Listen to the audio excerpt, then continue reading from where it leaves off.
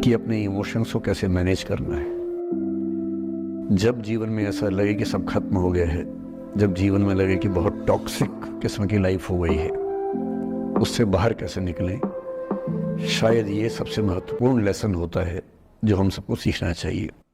मैंने कहीं से सीखा नहीं है, ना मैंने ऐसी किताबें पढ़ी हैं। हालांकि मैंने 2 किताबें मंगवाई हैं पिछले हफ्ते, पढ़ी नहीं है अभी तक, तो मैं किताबों के बेस पे नहीं जानता कैसे सीखते हैं, लेकिन ज़िंदगी से तुम सीख सकते हैं। इन कहानियों का सबका एक ही सार है, वजह अलग अलग है। एक व्यक्ति ने इसलिए अपना जीवन समाप्त किया कि वो रिश्ता उसके हाथ से छूट रहा था। एक ने इसलिए जीवन समाप्त किया कि ये रिश्ता बन गया था, पर समाज के दबाव, घर के दबाव मैनेज नहीं कर पाए। एक ने जिंदगी भर शादी नहीं की सिर्फ इसलिए कि वो पुरानी यादों को भूल नहीं पाया। अरे एक बार गलती हो गई तो हो गई, आगे तो संभावना जीवन में है भाई, क्यों इतना हावी रखना उसी दिमाग के ऊपर।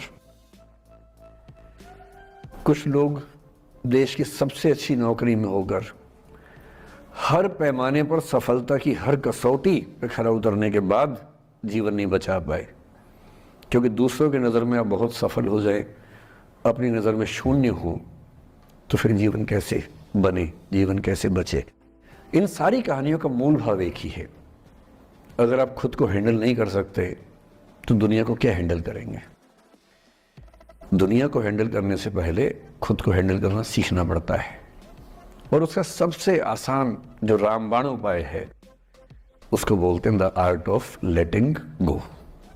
जाने दो। वो अफसाना जिसे अंजाम तक लाना न हो मुमकिन, उसे एक खूबसूरत मोड़ देकर छोड़ना अच्छा। साहिर ने लिखा, प्रेम की दुनिया के बारे में साहिर से अच्छा कौन लिखेगा। तारुफ समझते, तारुफ मतलब परिचय, इंट्रोडक्शन।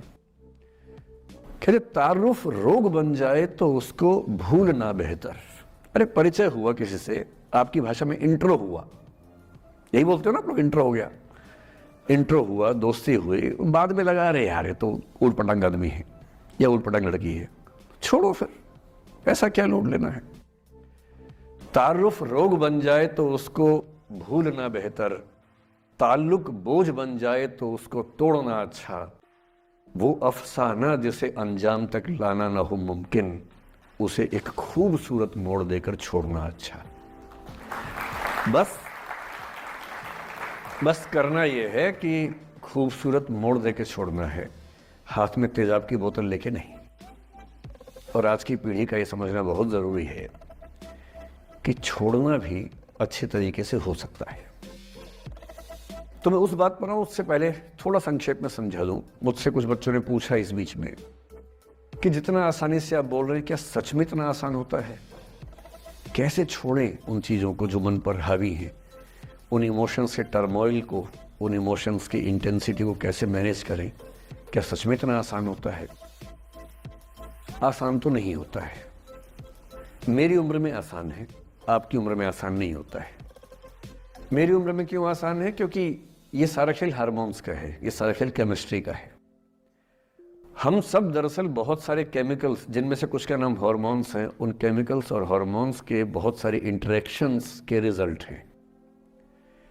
इसलिए जब कोई बच्चा जैसे छोटे बच्चे हमेशा उछलते रहते हैं, पेरेंट्स थके रहते हैं, ये इन सब की केमिस्ट्री का परिणाम है, शौक का मामला नहीं है। आपकी उम्र जो होती है किशोरावस्था और युवावस्था की शुरुआती उम्र, मैं मान के चल रहा हूँ कि आप सब लोग 17 से 22-23 के बीच के लोग हैं, बच्चे हैं। कुछ तो अभी शादी भी नहीं कर सकते होंगे, वो वाले होंगे ना।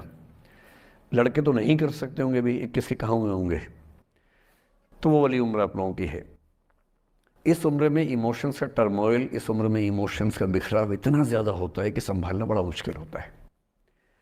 जैसे जैसे आप मैच्योर होंगे, बड़े होंगे, बूढ़े होंगे, बूढ़े और मैच्योर काफ़ी हद तक समानार्थक शब्द होते हैं। बूढ़ा आदमी आमतौर पर मैच्योर हो ही जाता है, और जो मैच्योर हो जाता है उसको लोग बुढ़ा ही बोलते हैं, चाहे वो दोस्त हो आपका। तो मैच्योर होने के बाद मैच्योरिटी के कई लक्षण हैं, 10-20 लक्षण। उनमें से एक ये है कि आपके इमोशंस में इंटेंसिटी उतनी नहीं रह जाती जितनी बचपन में होती है। मसलन कोई आपका दोस्त आपसे कुछ खराब कह दे, आप 3-4 घंटे बेचैन रहेंगे, बार बार मैसेज टाइप करेंगे, फिर डिलीट करेंगे, फिर टाइप डिलीट, वो भी टाइप डिलीट चल रहा है। एक दिन हो गया बात हुए, ना वो पढ़ पा रहे हैं ना आप पढ़ पा रहे हैं, बेचैनी चरम पे है। अब इतना ही मामला है, नाक का सवाल है कि पहले कौन झुकेगा। सारे संबंधों में स्तर इसी बात से तय होता है कि पहले कौन झुकेगा, और जो एक आध बार झुक गया वो जिंदगी भर झुकता है उसके बाद। इससे लोग शुरू में बहुत केयरफुल होते हैं कि झुकना नहीं है। 3-4 ज्ञानी पीछे बैठे ही होते हैं कि नहीं झुकना नहीं है, वो झुकेगा, वो झुकेगी, तू क्यों झुकेगा। इन ज्ञानियों से बचना बहुत जरूरी है, जिंदगी जहर बना देंगे आपकी। अब दोनों ईगो फाइट कर रहे हैं कि पंजा किसका गिरेगा, इस पे फाइट चल रही है। 2 दिन हो गए, 3 दिन हो गए, उसके बाद एक आध आदमी पिघल जाता है, उसको लगता है भाड़ में जाए यार, बात नहीं हो पा रही, तुम ईगो कर रहे हो। फिर वो फोन मिलाता है, ये भी फोन की इंतजार में 3 दिन से सो भी नहीं रहा बेचारा। हीरो बेशक बन ले पर बेचैन तो भाई। खटाक से फोन उठता है, अब दोनों कान में फोन लगा के रखिए, कोई नहीं बोल रहा, चुप। क्या बातचीत चल रही है सोचिए, एक भी शब्द नहीं, एकदम चुप। थोड़ी देर के बाद कंफर्म करने के लिए कि है भी या नहीं, एक बोलता है हेलो, वहां से आवाज आती है कोई एक मैं थोड़ा ऐसी जोकर टाइप की बात करता हूँ, मुझे मोटिवेशनल स्पीकर ना समझे आप लोग, मैं ऐसी हंसी मजाक ही करना आता है मुझे, वही मैं करता हूँ। लेकिन इससे आप ये ना सोचिए कि मुझे पढ़ाना नहीं आता, मैं पढ़ा भी लेता हूँ इसके लिए मुझे वो भी आता है, लेकिन अभी क्योंकि आप बच्चे छोटे हैं तो मैं आपके साथ वैसी बात ही कर रहा हूँ। अब ये सब चल रहा है। अब इसमें अगर कोई एक व्यक्ति झुक गया, बात आगे हो गई तो हो गई, वरना कई रिश्ते ऐसे भी होते हैं जो इसी बिंदु पे खत्म हो जाते हैं कि तेरा भाई नहीं झुकेगा, भाभी झुकेगी, और उधर जीजू झुकेंगे, दीदी नहीं झुकेगी, जीजू झुकेंगे, दीदी क्यों झुकेगी, और ना जीजू झुक रहे ना भाभी झुक रही और उस चक्कर में जो अभी बेचारा रिश्ता बना भी नहीं था, वही वो जमींदोज हो गया, वही वो खत्म हो गया।